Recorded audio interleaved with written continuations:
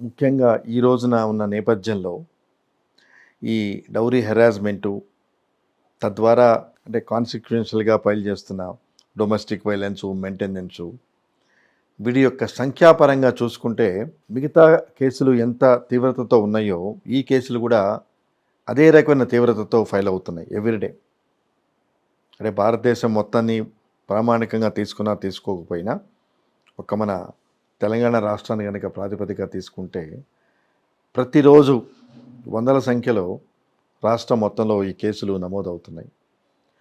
అంటే ఇన్ని కేసులు నమోదవుతున్నప్పుడు ఫర్ ఎగ్జాంపుల్ 498 కింద కానీ డొమెస్టిక్ వైలెన్స్ కింద కానీ అంటే నిజంగా ఇంతమంది బాధితులు ఉన్నారా, ఇవన్నీ జెన్యూన్ కేసులేనా, లేకపోతే ఫ్యామిలీ మెంబర్స్ మధ్య ఏదైనా పొరపచ్చాలు వచ్చినప్పుడు టు సెటిల్ ద డిస్ప్యూట్స్ ఈ 498 డొమెస్టిక్ వైలెన్స్ ఇట్లాంటి సోషల్ జస్టిస్ ఫర్ ఉమెన్ కేసుల్ని మిస్యూజ్ చేస్తున్నారనే సందేహాలు కూడా చాలాసార్లు కలుగుతాయి.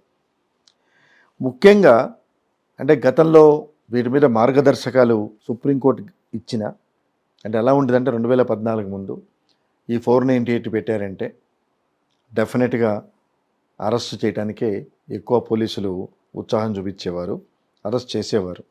అంటే ఫ్యామిలీ మెంబర్స్ని దానిలో ఎవరి పేర్లు పెడతారో వాళ్ళని చేయడం జరిగేది. సో కాలక్రమేణా ఈ 498 మిస్యూజ్ అవుతుందని సుప్రీంకోర్టు నోటీస్కు తీసుకెళ్లిన సందర్భంలో అందరికీ తెలిసిన విషయం, ఇదేం కొత్తగా నేను చెప్పేదేం కాదు.